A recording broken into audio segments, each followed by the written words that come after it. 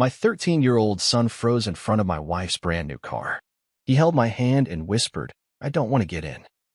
When I asked why, he trembled and said, "Look in the trunk." I slowly unlocked it, and what I saw made my heart stop.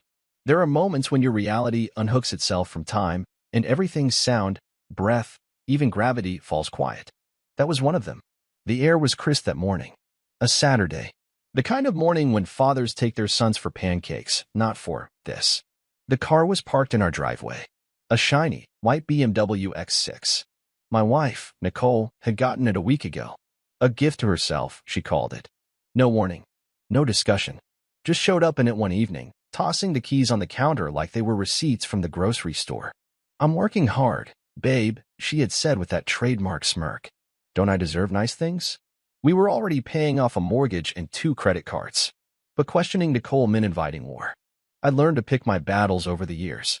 This wasn't one I picked. But now, standing beside that car, holding my son Ethan's shaking hand, I realized this wasn't about a car at all. He didn't look at me, just kept his eyes glued to the trunk like it had whispered something to him.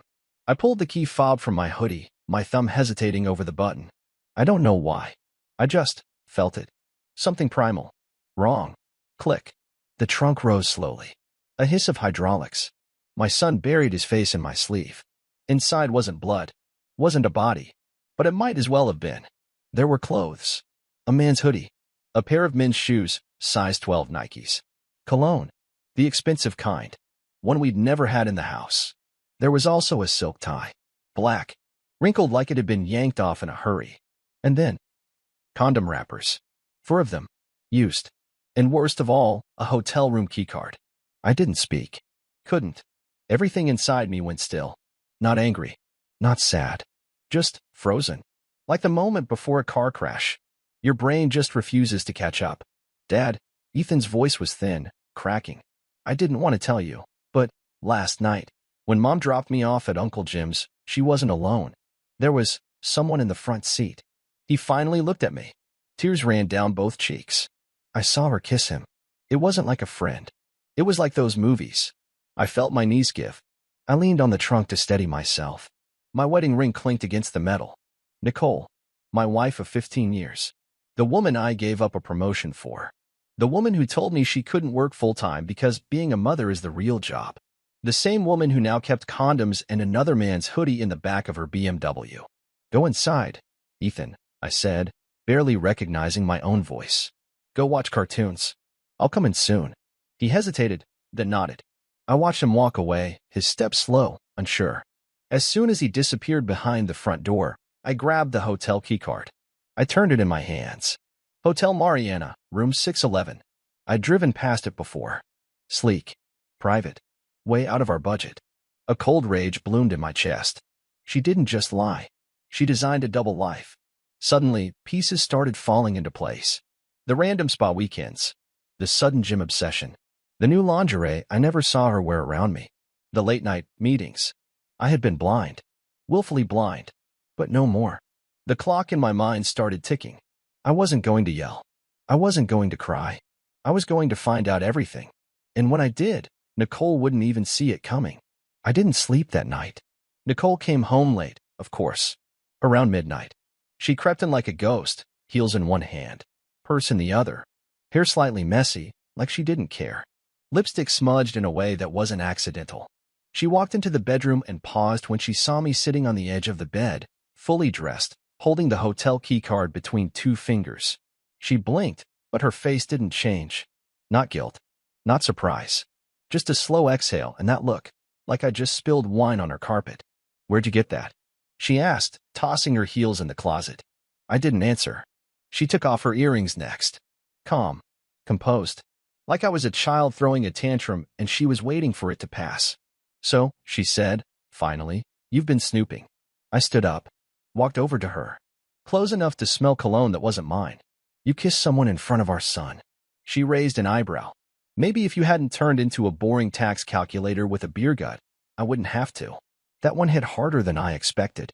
She was always cruel when cornered. But this was calculated. Sharp. She wanted to cut deep. "You think this is about me?" I said, laughing. "You think you cheated because I made you bored?" She smiled, turned to the mirror, and started brushing her hair like we were done here. I didn't cheat, she said flatly. I evolved. You just didn't keep up. I swear I saw red. My fists clenched. I wanted to scream. I wanted to throw something. But Ethan was sleeping 2 doors away, and I wasn't going to let her make me the villain in this. I stepped back, my voice low, controlled. Who is he? Why do you care? She said, not even glancing back. You've been emotionally gone for years. I just finally decided to stop waiting. I asked you a question. She sighed dramatically. His name's Mason. He actually listens. He doesn't smell like printer ink and responsibility. I could feel something inside me start to crack, but I swallowed it. Mason, I repeated. Does Mason know you're married? That you have a son? She turned, finally. That smirk again. God, how I hated that smirk now. He knows everything. He just doesn't care. Why would he? I'm not your property. I stared at her like I was seeing a stranger. And maybe I was.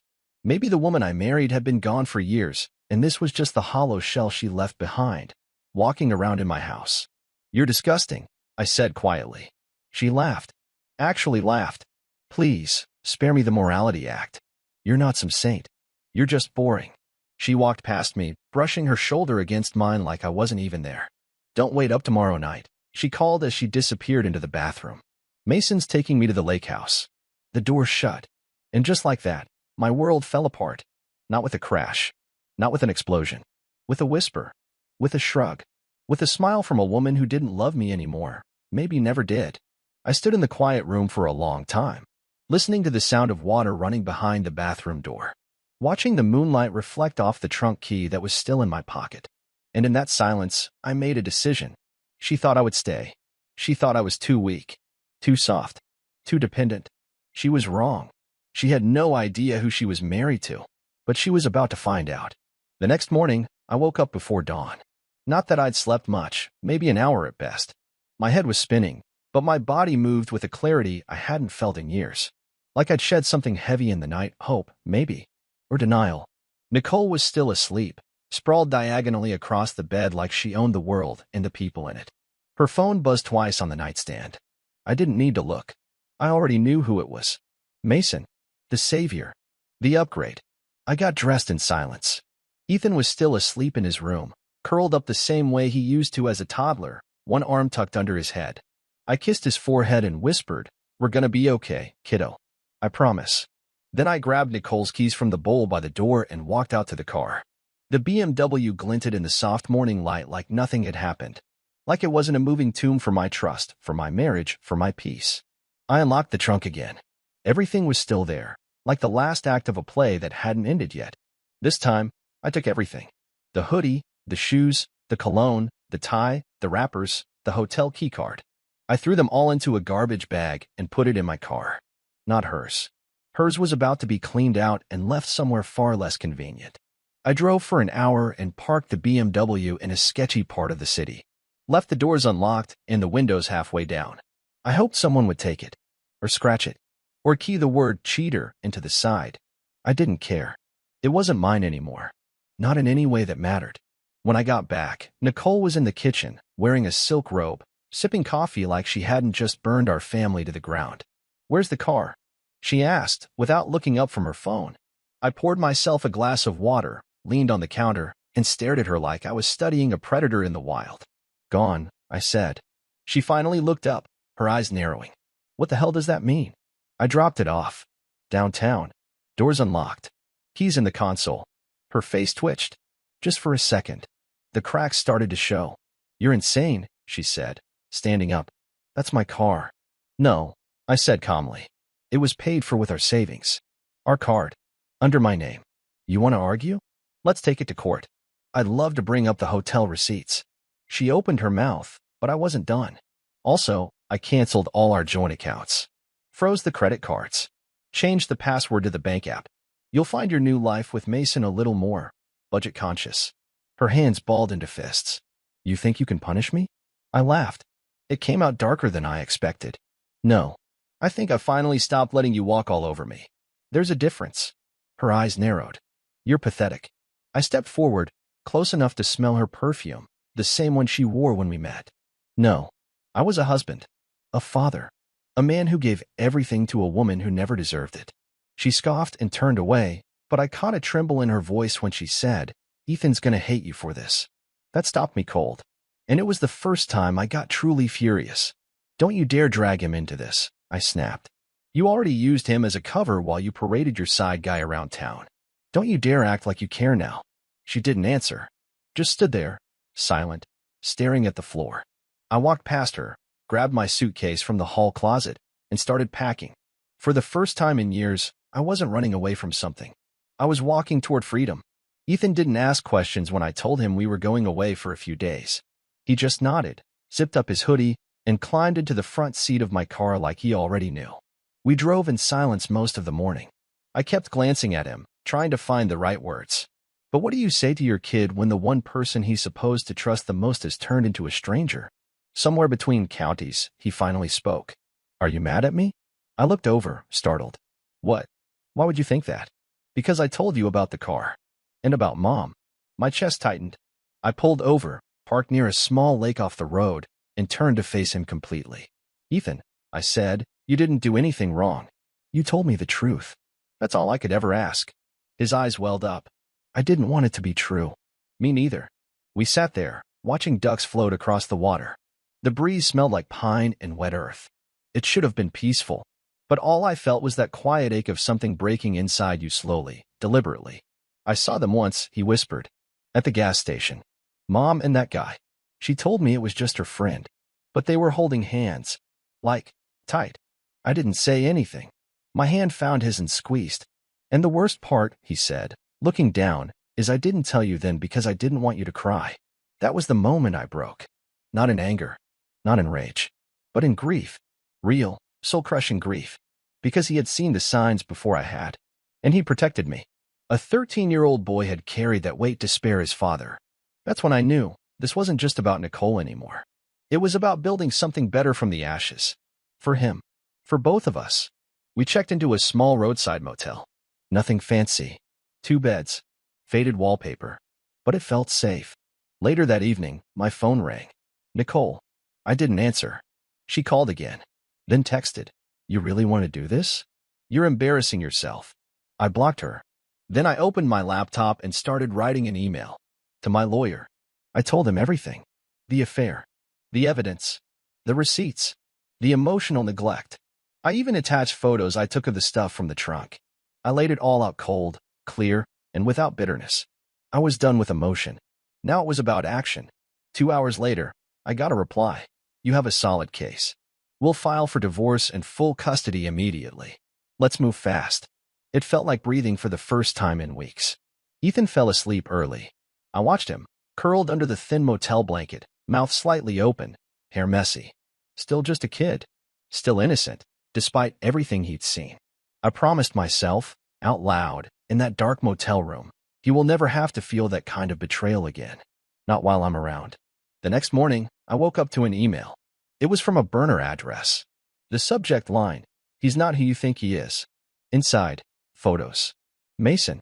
With another woman. Different city. Different hotel. Same cologne bottle in the background. Nicole had traded one life for another. And she was about to find out. I stared at the photos on my screen for a long time. Mason, the man Nicole had risked everything for, was wrapped around some brunette outside a hotel bar, his hand low on her waist, his face pressed to her neck like they were the only 2 people in the world. Another photo, same guy, different woman. Blonde. Younger. Sitting in his lap at a rooftop lounge with his hand disappearing under her dress. He was a collector. And Nicole was just another trinket on his shelf. I didn't feel joy. I didn't feel vindicated. I felt cold. All the pieces were falling into place. Of course he didn't care that she was married. Of course he told her what she wanted to hear. She'd been so desperate to feel wanted again, to be admired like she used to be before motherhood, before the routine set in, that she never once considered she was being used. And now it was my turn to decide what to do with that knowledge. I could call her. Rub it in. Tell her what a fool she'd been. But no, that wasn't my style anymore. I forwarded the email to her. No message. No subject line. Just the images. And then I turned off my phone. Ethan and I spent the rest of the day outside. We got pancakes, played mini-golf, walked through a local nature trail. I hadn't seen him smile like that in months. maybe longer. It made something in me ache, thinking about how much I'd missed. All the times I was too tired from work, too distracted trying to make my marriage function when it was already rotting at the core. That night, back at the motel, Nicole's name appeared on the room phone's caller ID. I picked it up, quietly. There was silence for a few seconds on the other end. Then her voice came through, small and shaky. "Why did you send me that?" I didn't answer. She hesitated, like she wanted to cry, but didn't know how. "It's not what it looks like." Now that made me laugh. I couldn't help it. "You really going to feed me the same line you probably used on him? What's next?" "He's just a friend." She didn't like that. "I made a mistake, okay?" Her voice cracked, but I couldn't tell if it was real or just another act. I got caught up. Things were falling apart with us. "No," I said, cutting her off. "You were falling apart. And instead of talking to me, you opened your legs for a con artist." Silence. "You're disgusting," she whispered. I smiled. "No, Nicole. I'm done." More silence. "Ethan?" she asked quietly. "Can I talk to him?" "He's sleeping," I said. "And he doesn't want to talk to you." She started to say something else, but I hung up. And for the first time in a long time, I didn't feel bad about it. The next morning, we drove home. I called the movers on the way back, told them what to pack, what to leave. By the time Nicole came home that evening, Ethan and I were gone. She didn't know where, and I didn't care. She had built her world on lies and selfishness. I was done living in it. A week passed. No calls, no messages, just silence. Nicole must have realized it was over. Or maybe she was too wrapped up in her mess with Mason, or whatever was left of it. I didn't care. She wasn't my problem anymore. Ethan started to open up more. He laughed louder, slept through the night, ate like he hadn't in months. The dark circles under his eyes began to fade. And every time he looked at me, I saw a little less fear and a little more trust. We moved into a small apartment. Nothing fancy, but clean, peaceful. The kind of place where you could hear yourself think. Where no one walked in late at night reeking of perfume and excuses. I found a new rhythm. Wake up, make breakfast, get Ethan to school, work remotely, cook dinner, movie nights on Fridays, and early morning walks on Sundays. It wasn't glamorous, but it was real. It was mine. Then one day, the doorbell rang. I opened it to find Nicole standing there, sunglasses hiding her eyes, arms crossed, posture rigid. She looked like she hadn't slept in days. I didn't say anything, just stepped outside and shut the door behind me. "Can we talk?" she asked. "No." Her jaw clenched. "I'm still his mother. Who lied to his face? Who exposed him to your affair? Who made him afraid to speak the truth?" She looked away. "I made mistakes," she said softly. "You made choices," I snapped. "There's a difference." She sighed, pulling off the sunglasses. Her eyes were bloodshot. She looked older, worn down. "Mason's gone," she said. I blinked.